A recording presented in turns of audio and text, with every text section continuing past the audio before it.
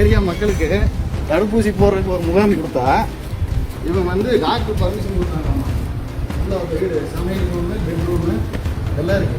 அரசு கட்டிடத்தை சொந்த வீடு போல மாற்றி குடும்பத்தோடு குடியிருந்து வரும் கட்சி பிரமுகர்.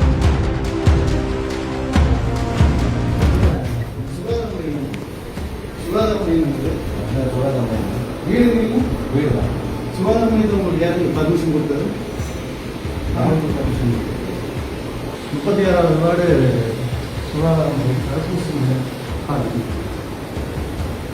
டாக்டர் யாருங்க? ஷியாம், வெளியே வாங்க. எடுங்க முடியல குழந்தைங்க சொன்னீங்க. திமுகவின் மாணவரணி அமைப்பாளரோட பெட்ரூம், இது வந்து கிச்சன். இந்த கட்டடம் வந்து எங்கள் எம்எல்ஏ ஃபண்டில், அதிமுக காலத்தில் எங்கள் எம்எல்ஏ ஃபண்டில் டிஆர்ஜி அருண்குமாரோட ஃபண்டில் கட்டி கொடுத்து இந்த கட்டடம்.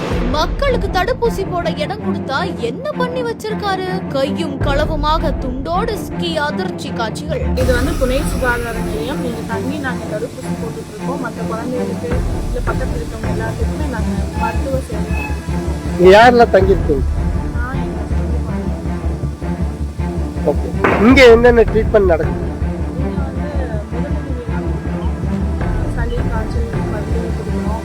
அப்புறம் கர்ப்பிணி பெண்கள் வந்தாங்கன்னா எங்கள் செக்அப் பண்ணுறோம் முதல் திங்கட்கிழமை. அப்புறம் முதல் புதன்கிழமை வந்து தடுப்பூசி போடுறோம். எல்லா திங்கட்கிழமையும் கர்ப்பிணி பெண்களுக்கு நாங்கள் மருத்துவ சேவை. ஆனால் இப்போ வந்து நீங்கள் குடும்பத்தோடு இங்கே தங்கி இருந்து இத்தனை பார்க்குறீங்களா? அதை சொல்லுங்கள்.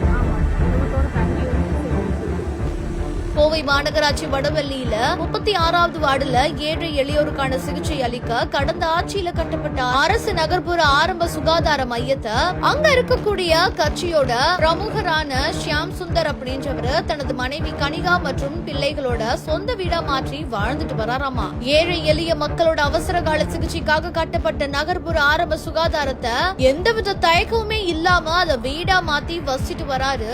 இது குறித்தான வீடியோக்கள் சமூக வலைதளங்கள்ல வேகமா பரவிய நிலையில நேரடியா களத்துக்கு போய் சோதனை செஞ்சு பார்த்ததுல உண்மையாகவே அவங்களோட குடும்பத்தோட அங்க வசிட்டு வரது தெரிய வந்திருக்குது. இது குறித்தான வீடியோ காட்சிகள் இப்போ இணையதளங்கள்ல வெளியாகி அதிர்ச்சியை கிளப்பிட்டு வருது.